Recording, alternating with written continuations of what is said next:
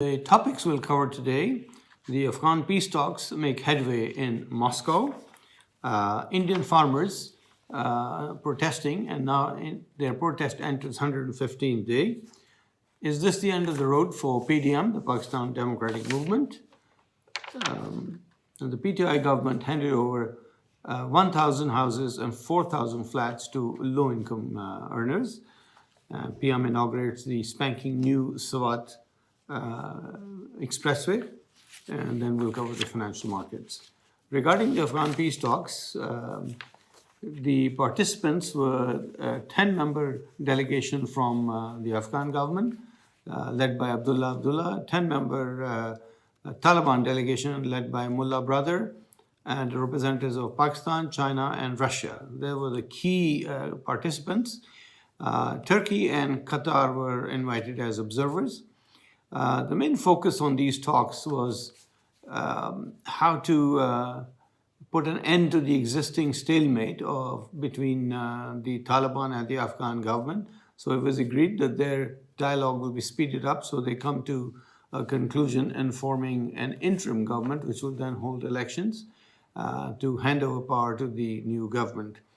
The Taliban were also asked not to launch their usual May offensive, which they usually do in the summer, and hold their fire so that the peace can be accomplished. And this will enable the United States to leave by May the 1st. They have only 2,500 troops remaining. Now, the dialogue taking place in Qatar will continue in the meantime, and then in April there is a larger meeting of various parties in Turkey. And hopefully by then an agreement will be reached, and all parties will come to an agreement on forming a new interim government. So let's see what happens, but interesting peace prospects. Now, the Indian farmers, they've been protesting about 3 new laws that the Modi government has enacted.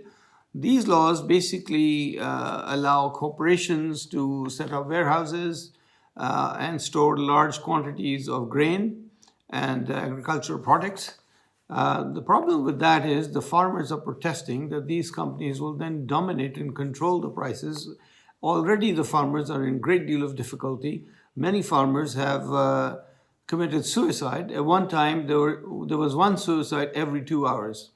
Very unfortunate, and the farmers are under debt. They cannot pay their debts, and that's the reason for suicides.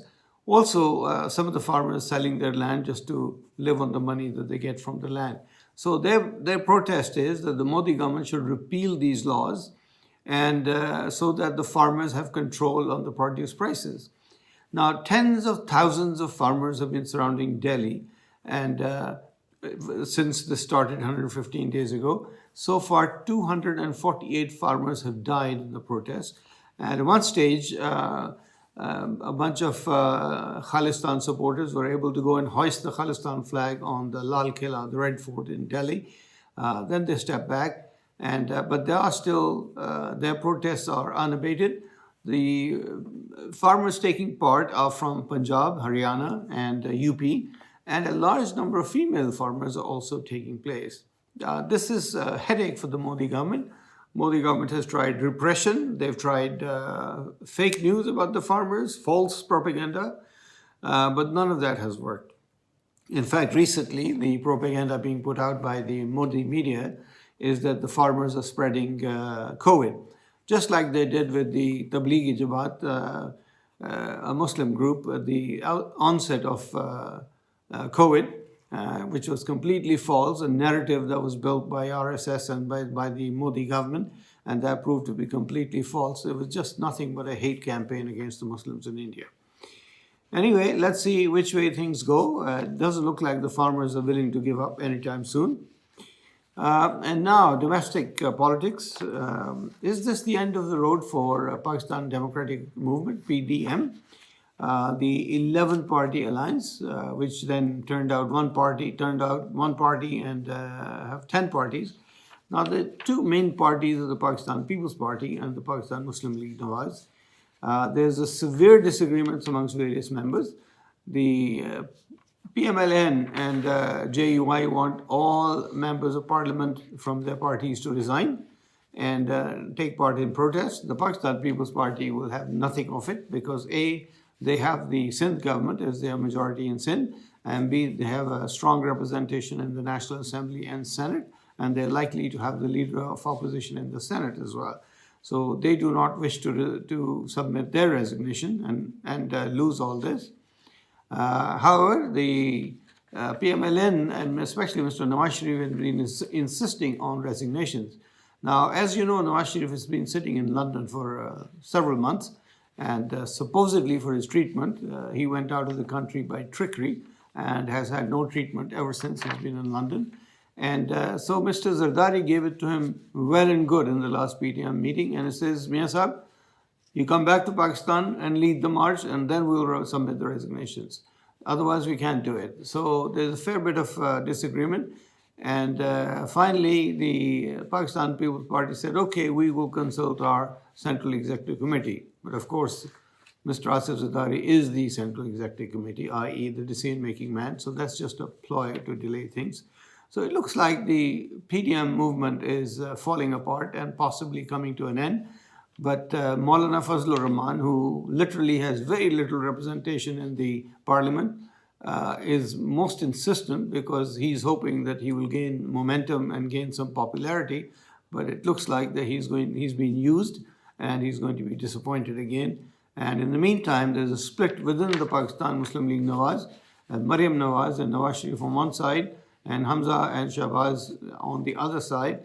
Hamza and Shahbaz, they are not in favor of resignations or maligning the institutions, whereas Nawaz Sharif is, and his daughter is even worse, and she really uses very hard language and completely undiplomatic. She may be the main cause for the failure of PDM. The Prime Minister handed out keys to 1,000 houses and 4,000 flats near Islamabad to the poor and low earners. This is part of the PM scheme for Naya Pakistan housing, where amount equivalent to rent is same as the mortgage. So people pay 10% down payment, and then over 15 to 20 years, what would normally they pay as rent would be mortgage, and then they will own the house. The banks have been asked to allocate 5% of their loan portfolio towards construction and mortgages. So it's making it very easy now for people to acquire houses. This is part of the 5 million housing scheme. It seems that that scheme is now about to take off. In the next 2 years, we should probably see about 100 to 200,000 houses, if not more, for the low-income group. Now, towards tourism, as many of you know, Swat is one of the most beautiful places in Pakistan. And the road to Swat was a difficult one because landslides often blocked it. So a brand spanking new motorway, M16, has been built, and Prime Minister inaugurated that this week. It's a 6-lane and at some places 4-lane. So the travel time from Islamabad to Swat now reduces to just over an hour. So the foreign and local holidaymakers can enjoy the beauty of Swat and the Whitewater River Swat, which runs along the motorway. There are 7 interchanges along the motorway, and there are 3 tunnels. And one of those tunnels is 1.2 kilometers long. Magnificent achievement. Now, a roundup of the financial markets. S&P 500, NASDAQ, FTSE were all down 1% on the week. Shanghai was down 1.1%. Mumbai Sensex down 2%. Pakistan Stock Exchange up 2.5%. Brent crude, which had gone as high as 68.78, is down to 64.55 today. It's up 28% since the beginning of the year. Now, in other news, State Bank of Pakistan holds a policy rate at 7%. That's the rate at which it lends to the banks.